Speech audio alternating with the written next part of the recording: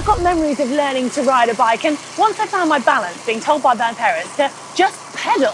Well, that's what a lot of us still think we need to do, and to a certain extent, we're right. But there is actually some technique to doing it well. So we're going to be breaking down the pedal stroke and showing you how to pedal like a pro.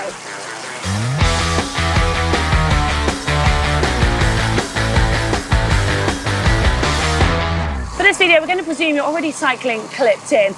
If you are relatively new to cycling with cleats, then you might still be guilty of just pushing down on the pedals. But the advantage of riding clipped in means you can make that pedaling circle more continuous. If you watch the pros, their pedal strokes look smooth, but the power isn't purely on the down phase, it's also slightly into the back phase. So you want to imagine your foot coming down and then scraping backwards. And also try and picture lifting your knees. Realistically, you're not going to be pulling up, but it will help you picture that smooth pedaling circle. You need to avoid stomping on your pedals, as this wastes energy with excess movement and ends up relying purely on your quad muscles. So try and picture drawing a circle with your feet and then making it a smooth transition that's seamless from left to right. Having the correct saddle height is important for efficient pedaling.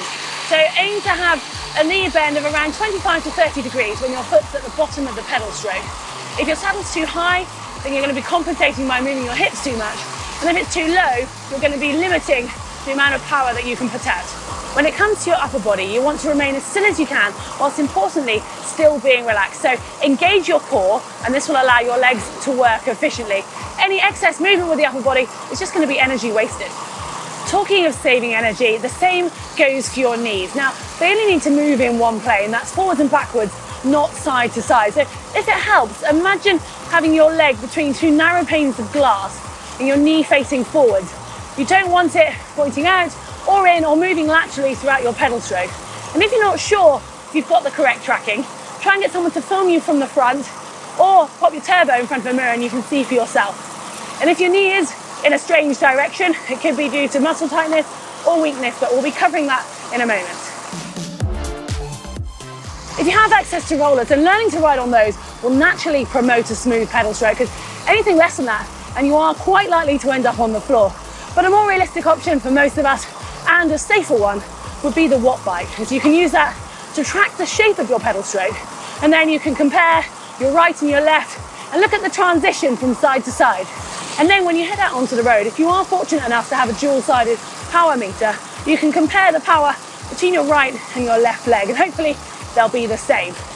Right, heading back onto the safety of indoors on the turbo or the watt bike, you can do some single leg drills, or if you're feeling confident, take them outside. Now, the advantage of pedaling with one leg, it'll naturally force you and over-exaggerate a smooth pedal stroke, and it'll help you to activate the correct muscles. Another drill is to find a hill and drop your cadence right down to around 40 to 50 RPM, and this will identify any dead spots in your pedal stroke and help you work out what you need to work on.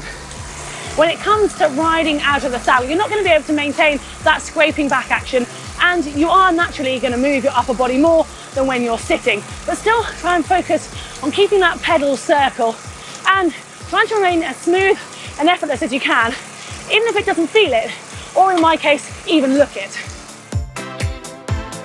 We see a lot of the pros incorporating overgearing and undergearing efforts in their training, and this helps activate all the muscles and uses them in different ways, and it also can identify any weak spots in your pedal stroke. So try and incorporate both ends of the spectrum in your training. For example, you can find a long, steady hill and work with overgearing, aiming for around 60 RPM. And don't forget to include some undergearing as well, maybe in your warm-up, working at around 100 RPM.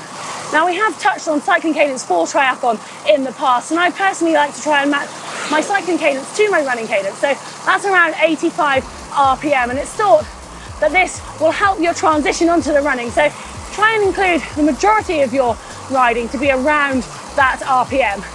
And on this topic, you obviously need to be able to change gear smoothly. So it's important to read the road up ahead to make sure you can continue to pedal smoothly.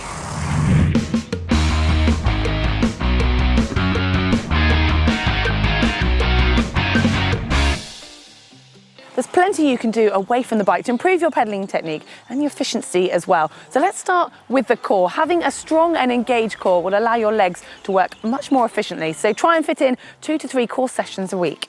I'm sure you've heard it before, glute activation is essential. Now, it's often thought of with running, but can be overlooked when it comes to cycling. But if your glutes are a little bit weak, it can cause your knee to drop in and make your quads do all the work. So you want to get those glutes firing with some good gym-based exercises. It's important to complement your strengthening and activation exercises with stretching and flexibility, especially around the hip area, because being able to get into the correct position and feel comfortable so you can hold it for long periods of time will make your pedaling smoother, and as a result, you'll become a more efficient cyclist.